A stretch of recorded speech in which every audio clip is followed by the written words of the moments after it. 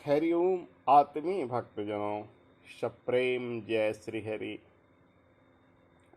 ओम aim ओम जय मां सरस्वती। आज का प्रसंग है श्री रामचरितमानस की यह चौपाई। वन देवी बन देव उदारा, करिहें सास ससुर सम सारा। यह चौपाई रामचरितमानस में वनवास काल में सीता जी के मुखारविंद से प्रकट होता है। जैसे घर में कुल देवी और कुल देवता होते हैं, वैसे वन में वन की अधिष्ठात्री देवी देवता को वन देवी और वन देव कहा जाता है। तो माता सीता कहते हैं, यहाँ की वन देवी उदार हैं, जो हमें सास ससुर की तरह सेवा करते हैं। यहाँ की वन देवी और वन देवता मानो मेरे सास ससुर के समान ही हैं। वो कहती हैं, बन देवी बन देव उदारा, करिहें सास ससुर सम सारा। वस्तुतः मन वन में जो लगता है वो किसी का भवन में नहीं लगता है। भवन यानी महल तनाव का घर होता है, किंतु वन सच्चित आनंद सच्चिदानंद का घर होता है। इसीलिए प्राचीन काल में हर जगह ऋषियों का एक अलग तपोवन होता था। जहाँ वे तपस्या करते थे, उसका तपोवन होता था। आज भी बहुत सारे तपोवन उसकी निशानी हैं। जैसे राजगिरी से सटे हुए मगध क्षेत्र में जो तपोवन पड़ता है, वो मगध का तपोवन रहा है। जहाँ आज हम मंदिर बनाए हुए हैं, ये मगध का तपोवन रहा है। ऋषिकेश जाइए तो वहाँ भी एक तपोवन है। शांति कुंज हरिद्वार से आगे, हिमालय से अभी आगे एक तपोवन है। इतना तो मेरी जानकारी में है, लेकिन और भी तपोवन होंगे, क्योंकि राजाओं की जैसे राजधानी होती थी, वैसे तपस्वियों का तपस्थली को तपोवन कहा जाता था।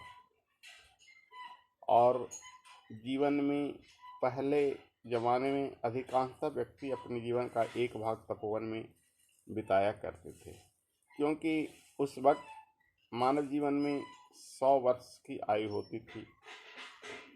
तो 100 वर्ष की आयु को 4 भागों में बांटा गया था।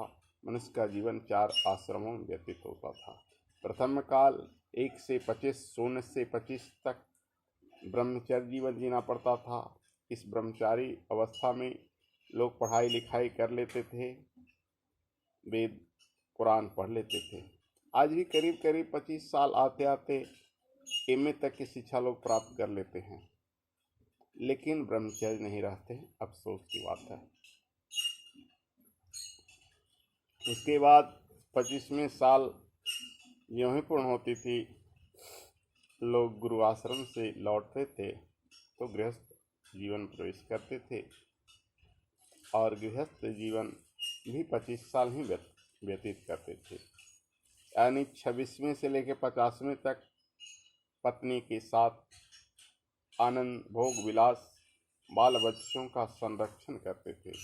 लेकिन ज्यों ही 50 पूर्ण हो गया, वे पत्नी को घर में छोड़कर, या पत्नी भी अगर धर्मात्मा रही तो पत्नी को ही साथ लेकर बच्चे को राजकाज, बच्चे को गृह जंजाल सौंप कर वे वन की ओर पलायन कर जाते थे और वन में 25 साल रहते थे, जिसको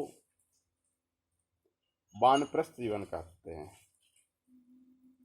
यानी 51 से 75 तक का आयु वे वन में व्यतीत करते थे, जिसे वानप्रस्थ जीवन कहते थे। इस काल में वे तपस्या कर लेते थे और अध्यात्म का शिक्षण भी देते थे।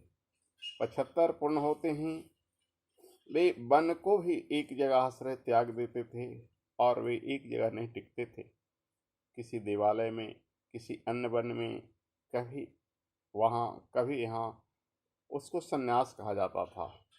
यानी 76 से लेकर 100 वर्ष की आयु या यावत जीवित लोग सन्यास ग्रहण करते थे। सन्यास में वे सब कुछ त्याग देते थे और पत्नी भी साथ नहीं होती थी। सन्यास का जीवन मुक्ति का जीवन, मोक्ष मार्ग की ओर अग्रसर जीवन होता था। तो वे ईश्वर प्राप्ति की ओर वानप्रस्थ से ही, यानी करीब करीब मानिए तो 50 साल घर तो 50 साल वन ही रह गए।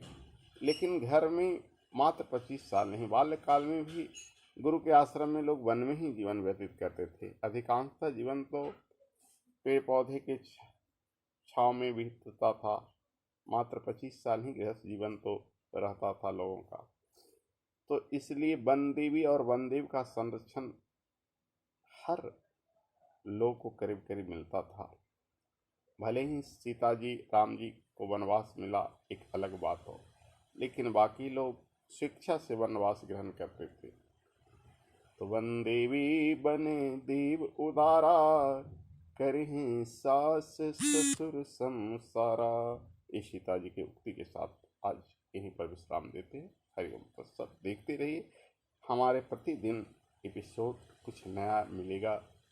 और अगर आप नए हों तो चैनल को सब्सक्राइब कर लीजिएगा। हरिओम।